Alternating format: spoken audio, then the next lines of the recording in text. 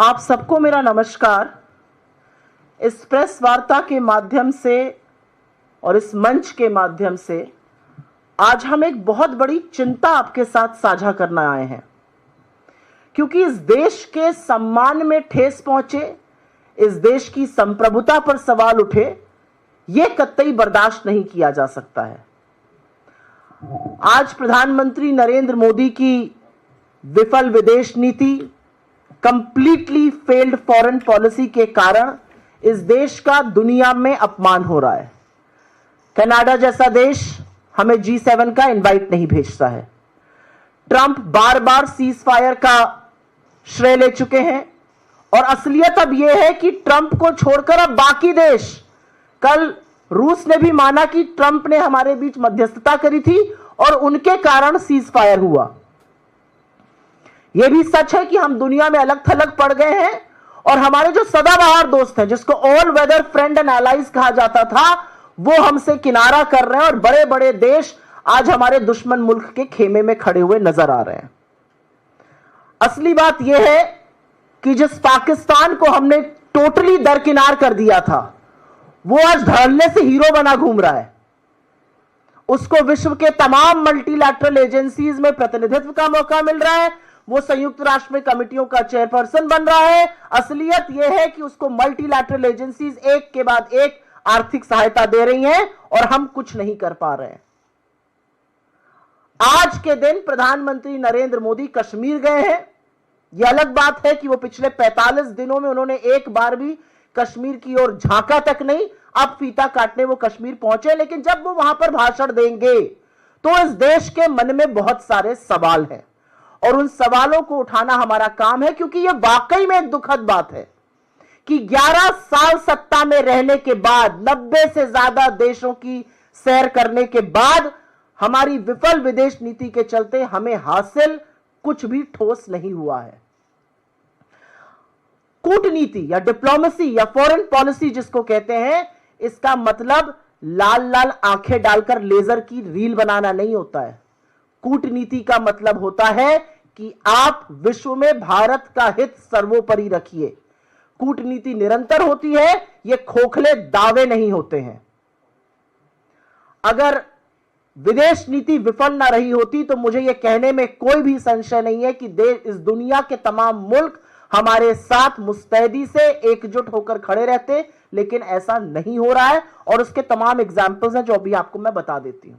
लेकिन आगे बढ़ने से पहले कुछ एक है जो आप सुन लीजिए और उसके बाद हम चर्चा करेंगे। Please play the video.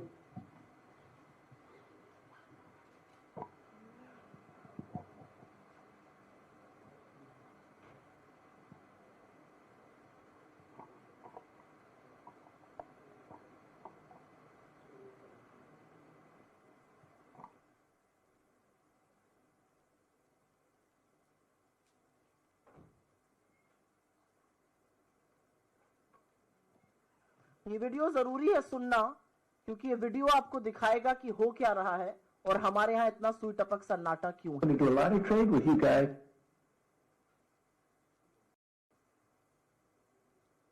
शुरू से प्ले करिए।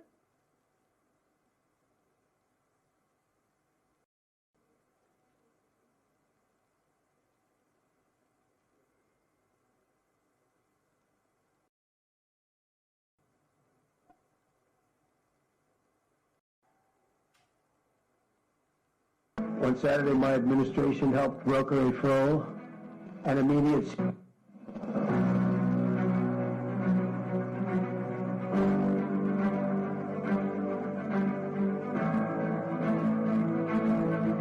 On Saturday, my administration helped broker a full and immediate ceasefire, I think a permanent one, between India and Pakistan. I said, come on, we're going to do a lot of trade with you guys. Let's stop it. Let's stop it. If you stop it, we'll do a trade. If you don't stop it, we're not going to do any trade. Well, my administration successfully brokered a historic ceasefire to stop the escalating violence between India and Pakistan. And I used trade to a large extent to do it. I said, fellas, come on, let's make a deal. Let's do some trading. It was a very important process. We got involved with India and Pakistan. I think convince him to let's have peace and let's go and make trade deals. And we talked to them about trade. Let's do trade instead of do war. And Pakistan was very happy with that, and India was very happy with that. I'm using trade to settle scores and to make peace. But I stopped that war. That was going to be a nuclear war, I think. We're close. Very close. You were right there. Yeah. And now everyone's happy. In fact, I told my people, call them up. Let's start trading immediately because I'm a man of my word. We settled that whole thing, and I think I settled it through trade. We're doing a big deal with India. We're doing a big deal with Pakistan. We stopped India and Pakistan from fighting. I believe that could have turned that into a nuclear disaster. And I want to thank the leaders of India, the leaders of Pakistan, and I want to thank my people also. We talk trade. We're dealing with India, we're dealing with Pakistan, and we were able to stop potentially a nuclear war through trade. And, you know, I'm very proud of the fact that with India and Pakistan, I was able to stop that. क्या आप लोगों ने गिना?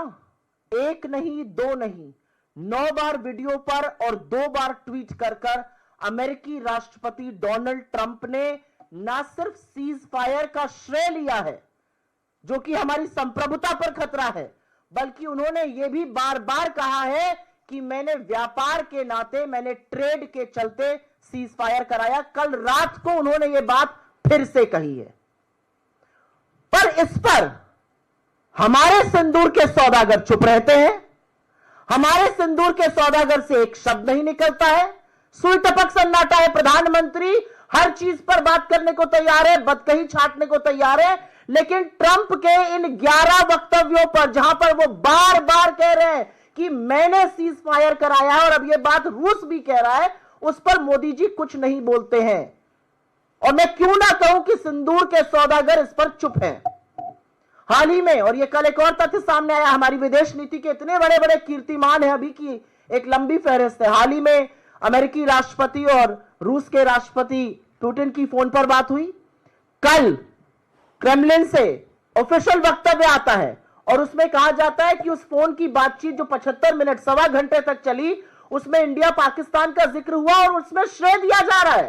तो अब सिर्फ America ये नहीं कह रहा है, रूस भी मान रहा है कि अमेरिका ने मध्यस्थता करके सीज फायर कराया। किसी को नहीं पता सीज फायर की क्या कंडीशन थी, किसी को नहीं पता सीज फायर क्यों कराया गया, किसी को नहीं पता हमारी सेना आक्रामक थी, उसके हाथ क्यों बांधे गए। और असलियत यह है कि सरेंडर प्रधानमंत्री की चुप्पी चीख चीख कर यह बयां कर रही है कि उन्होंने दबाव में आकर सीज फायर किया। उसके बाद कल डोनाल्ड ट्रंप जी ने लिखकर बताया कि उन्होंने 1.5 घंटे चीन से बात करी, ट्रेड पर चर्चा हुई, तमाम बातें हुई। उसके बाद दोनों मुल्कों ने एक दूसरे को आमंत्रित किया, और सही भी है, आमंत्रण से ही जाना चाहिए। बिना आमंत्रण के कहीं पहुंच जाओ तो कोई आपको लेने ही नहीं आता। गए तो थे मोदी जी अभी थोड़े दिनों पहले, उसी दिन 4 लोगों को दरवाजे तक लेने ट्रंप आए थे, मोदी जी को लेने नहीं आए थे। ये असलियत है कि ये देख के दुख होता है हमारे प्रधानमंत्री के बारे में। लेकिन हमारी कूटनीति इस तरह विफल हो चुकी है कि जिस पाकिस्तान को हमने दरकिनार कर दिया था, और यह बहुत बड़ा हमारी फॉरेन पॉलिसी का 2014 के पहले अचीवमेंट था कि हमने पाकिस्तान को अलग थलग कर आतंकी मुल्क की तरह ट्रीट करना शुरू कर दिया था, और दुनिया भी पाकिस्तान को उसी नजर से देखती थी। हमारी सेना के शूरवीरों ने, हमारी सेना के शौर्य और पराक्रम ने पाकिस्तान को धूल चटा दी, लेकिन एकदम से सीज फायर करके ट्रंप के सामने सरेंडर कर मोदी जी की विफल नीति ने आज पाकिस्तान को हीरो बना दिया, और वो दुनिया भर में धड़ल्ले से घूम रहा है। असलियत यह है कि आप IMF के $3 बिलियन से ज्यादा की एड को ना रुकवा पाए और ना एक भी मुल्क को अपने साथ इसके विरोध में खड़ा कर पाए। 1 जून को मोदी जी ADB के प्रमुख से मिलते हैं, 3 जून को ADB $800 मिलियन पाकिस्तान को दे देता है। हम बड़ी बड़ी बातें हाँकते हैं वर्ल्ड बैंक के सामने, हम वर्ल्ड बैंक का ब्यौरा दिखाते हैं। वर्ल्ड बैंक पाकिस्तान को $40 बिलियन वहां पर निवेश करने जा रहा है, हम कुछ नहीं कर पा रहे हैं। पाकिस्तान संयुक्त राष्ट्र की उस समिति का उपाध्यक्ष बना है जो काउंटर टेररिज्म पर है। आतंकवाद के विरोध में जो समिति बनी है उसमें आतंकी मुल्क पाकिस्तान उपाध्यक्ष बनाया और हम कुछ नहीं कर पा रहे हैं। बिल्ली अब दूध की रखवाली करने जा रही है, लेकिन हम चुप हैं, हम कुछ नहीं कर पा रहे हैं। पाकिस्तान के बिलावल भुट्टो, उनको शादी ब्याह में नाचने के बाद फुर्सत मिली है तो वो अमेरिका जाकर संयुक्त राष्ट्र में खड़े होकर 45 मिनट तक भारत के खिलाफ जहर उगल रहे हैं।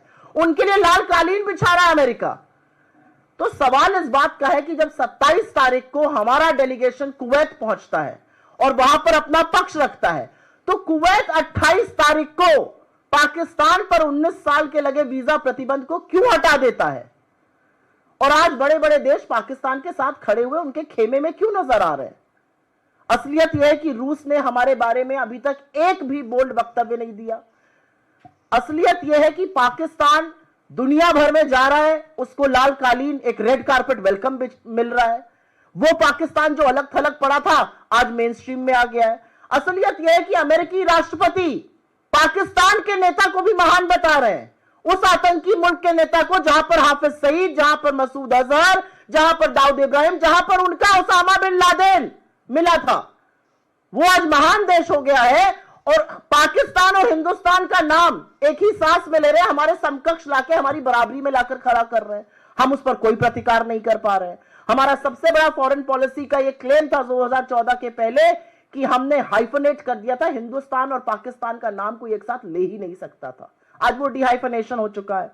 अमेरिका टर्की से $300 मिलियन की डील कर रहा है, वो टर्की जो पाकिस्तान को हमारे खिलाफ असलहे दे रहा था। हम कुछ नहीं कर पा रहे, हमारी विदेश नीति बिल्कुल चुप बैठी है। हमारा सदाबहार मित्र ऑल वेदर एलाय रूस हमारे बारे में तो कोई ठोस वक्तव्य नहीं दे रहा है, न पाकिस्तान की निंदा कर रहा है, बल्कि पाकिस्तान से $2.5 बिलियन की एक डील करके उनके पावर प्लांट्स को रेजरेक्ट करने जा रहा है।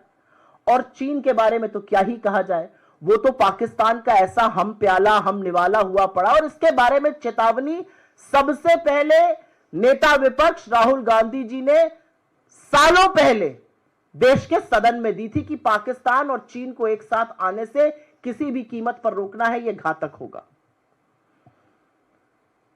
हमारी विदेश नीति का एक और कीर्तिमान है जिसका मैंने जिक्र किया था अभी थोड़ी देर पहले।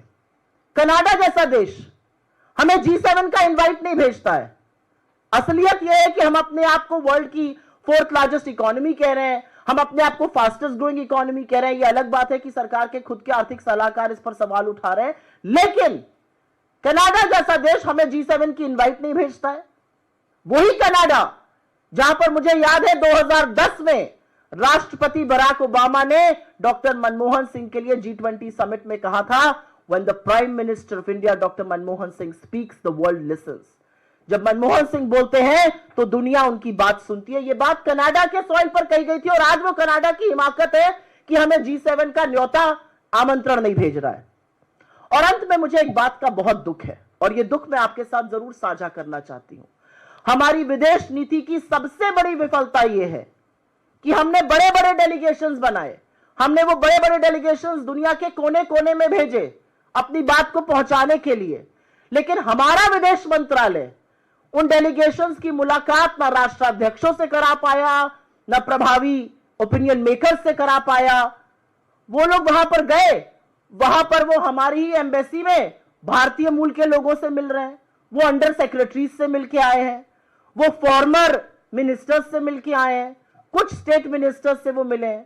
तो आज सवाल इस बात का है कि वो म्यूजियम देखने गए, उन्होंने यूनेस्को की कुछ वर्ल्ड हेरिटेज साइट देखी, नॉत्र डेम का चर्च देखा, गाना बजाना हुआ, पुराने फिल्मी गाने गाए गए, बड़े बड़े डिनर हुए, खूब पिक्चरें खींची गई, लेकिन हमें मिला क्या? और यह हमारी विदेश नीति की विफलता है कि आपने अपने सांसदों को भेजा और उनको आप एक राष्ट्राध्यक्ष से नहीं मिला पाए। तो आज सवाल यह है, आपने उनको कितने राष्ट्राध्यक्षों से मिलाया? हमें क्या ठोस हासिल हुआ? कितने राष्ट्र जहां पर हमारी ये डेलीगेशंस, जहां पे हमारे सर्वदलीय मंडल गए थे, उन्होंने हमारे पक्ष में उतर के बयान दिया? कितने राष्ट्रों ने पाकिस्तान के आतंकियों को शरण देने की निंदा करी? कितने राष्ट्र आज खुल के हमारे साथ हैं? तो कहां है हमारी डिप्लोमेसी, कहां है हमारी फॉरेन पॉलिसी? मुझे ऐसा लगता है कि हमारी फॉरेन पॉलिसी, हमारी डिप्लोमेसी लाल आंखों की लेजर लाइट वाली बनाने में, रीलों में कहीं खो चुकी है। क्योंकि जयशंकर जी की प्राथमिकता, बाकी मंत्रियों की प्राथमिकता इस सरकार में है लेजर आंखें बनाते हैं, लाल लाल आंखें दिखती हैं, और डिप्लोमेसी उसको कहा जा रहा है। वो डिप्लोमेसी नहीं है, वो रील बनाना है। आज जब हमारे देश को सबसे ज्यादा जरूरत है कि विश्व के मजबूत राष्ट्र एकजुट होकर हमारे साथ खड़े हो, एक स्वर में पाकिस्तान के आतंकी होने की निंदा करें, पाकिस्तान जिस तरह से शरण देता है आतंकियों को, जिस तरह से पनाह देता है, जिस तरह से पाकिस्तान के यहां तमाम टेररिस्ट कैंप हमने ध्वस्त किए, उसकी निंदा करें, तो हम उसमें कहीं ना कहीं अलग थलग पड़े नजर आते हैं। और यह हमारी फॉरेन पॉलिसी का, यह हमारी कूटनीति का फेलियर है। असलियत यह है कि हमारी सेना के शौर्य और पराक्रम ने, हमारी सेना के वीर शूरवीरों ने तो पाकिस्तान को धूल चटाई, लेकिन हमारी विदेश नीति इतनी विफल रही कि वही पाकिस्तान आज घूम रहा है विश्व में और उसका स्वागत किया जा रहा है। और इसका कारण यह है कि जिस विदेश नीति का एकमात्र आधार, जिस विदेश नीति का सिंगल कॉर्नरस्टोन इस देश का राष्ट्रहित सर्वोपरि रखना होना चाहिए था, उसका सारा ध्येय, उसका सारा फोकस, उसका सारा लक्ष्य एक आदमी की छवि चमकाना और उनके मूल भक्तों से सस्ती ताली बजवाना है। और इसलिए हमारी विदेश नीति विफल हो रही है। सवाल आज यह भी है कि क्या हमारी माताओं के साथ, हमारी बहनों के सिंदूर के साथ सौदा किया गया? क्योंकि 11 बार अगर अमेरिकी राष्ट्रपति यह बात कह रहे हैं और बार बार यह कहने के बाद अमेरिका अपने कोर्ट में लिखित हलफनामे में, एफिडेविट में दे रहे हैं कि हमने ऐसा किया, रूस यह मानने को अगर आज तैयार है, तो या तो सरकार खुलकर आए, नरेंद्र मोदी आज अपने भाषण में इसको गलत कहे, या हमें मानना पड़ेगा कि सिंदूर के सौदागर ने सिंदूर के साथ समझौता किया, सिंदूर का सौदा किया। एक और सवाल है, पप्पा ने वॉर रुकवा दी जैसे सस्ते डायलॉग का इसका खामियाजा भुगतना पड़ रहा है? क्या नरेंद्र मोदी की जिस एंगल में फोटो खींची जाती है जब वो विदेश जाते हैं कि लगे कि वो लीड कर रहे हैं और भक्त उसमें खुशी होकर ताली बजाते हैं, क्या इससे हमारे कुछ विदेशी मित्र नाराज हो गए हैं? क्या भारत पाकिस्तान के बीच में हम किसी तीसरे पक्ष को शामिल करने के लिए तैयार हो गए? क्या हम अभी भी शांत रहेंगे और बाकी राष्ट्र, अमेरिका जैसे देश कश्मीर को अंतरराष्ट्रीय मुद्दा बनाएंगे जो कि हमारा मुद्दा है, हम रिजॉल्व करेंगे? और हमेशा से हमारी पोजीशन रही है। यूएन, यूनाइटेड नेशन, संयुक्त राष्ट्र, आईएमएफ, एडीबी, वर्ल्ड बैंक, तमाम ऐसे मल्टीलैटरल इंस्टीट्यूशंस, तमाम ऐसी एजेंसीज जहां पर हमारी तूती बोलती थी, वो आज पाकिस्तान के लिए बाहें खोलकर खड़ा है। क्या हुआ हमारे प्रभाव को? क्या हम हुआ हमारी कूटनीति को? क्यों इतने निष्क्रिय हम पड़ गए कि हम उनके खिलाफ कुछ नहीं बोल पा रहे, उनके खिलाफ एक्शन नहीं ले पा रहे, हम रोक नहीं पा रहे उनके हीरो बनने को? सवाल यह भी है कि कनाडा ने हमें क्यों नहीं इनवाइट किया और यह किसकी विफलता कही जाएगी? सवाल यह भी है कि हमारे डेलीगेशन गए, हम अपने राष्ट्र के लिए कितना नैरेटिव बना पाए, क्या माहौल बनाकर हम वापस आए हैं? आज पाकिस्तान जैसे आतंकी मुल्क की बराबरी हमारे साथ की जा रही है, इसका जिम्मेदार कौन है?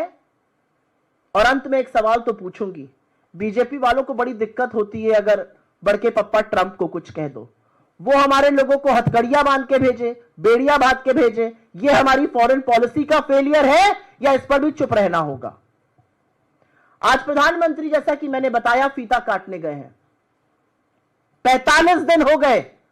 22 अप्रैल को 3 क्रूर आतंकवादियों ने 28 मासूम लोगों की जान ली थी और फिर जवाबी कार्रवाई में पाकिस्तान की शेलिंग में, गुरुद्वारे में, मदरसे में, मंदिर में 16 लोगों की शहादत पुंछ में हुई थी, जिसमें छोटे छोटे बच्चे शामिल हैं। आज 45 दिन बाद नरेंद्र मोदी जी को फीता काटना था तो कश्मीर याद आया, वरना उन्होंने कश्मीर जाने की नहीं सोची। वो बिहार गए, वो केरल गए, वो आंध्रा गए, वो मुंबई गए, राजस्थान गए, गुजरात गए, हर जगह गए, हाथ हिलाया, फोटो खिंचवाई, भद्दे भाषण दिए, कटाक्ष किए, हंसी ठिठोली करी, सिरेस्तारों के साथ समय बिताया।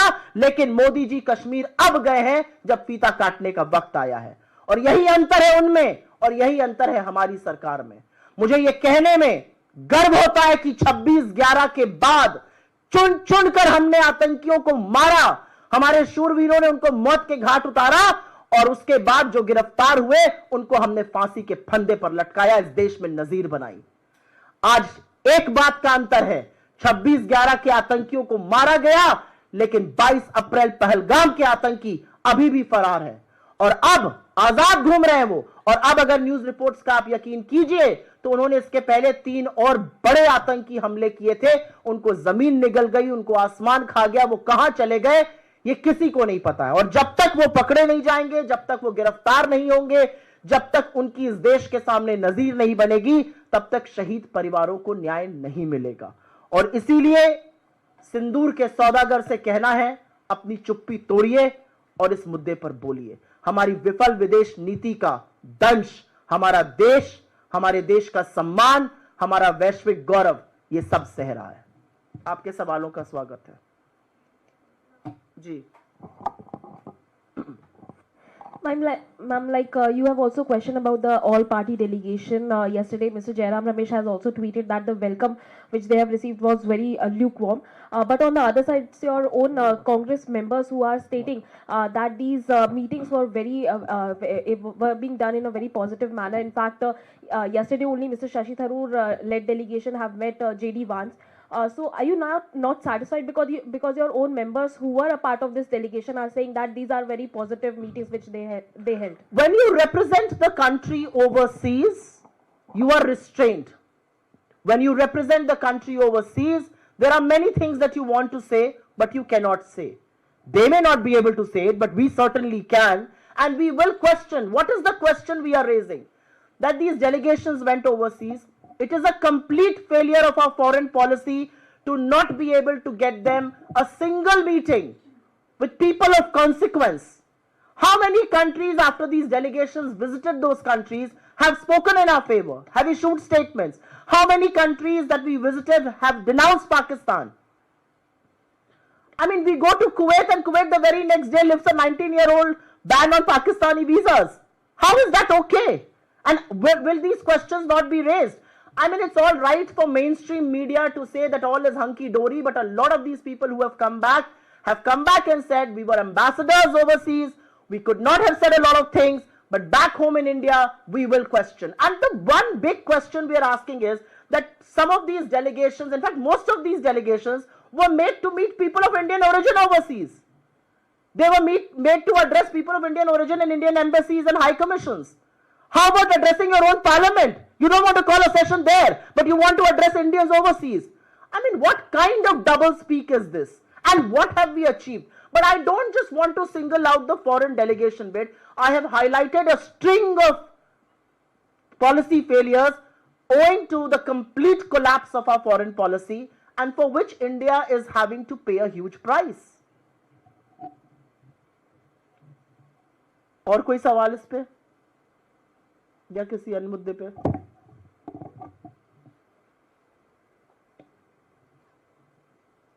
ठीक है, बहुत बहुत धन्यवाद आप लोगों का। इस बात को कवर करिए क्योंकि विदेश नीति का विफल होना हमारे देश के गौरव का, हमारे देश के सम्मान पर एक बहुत बड़ी ठेस है। आपका सवाल है?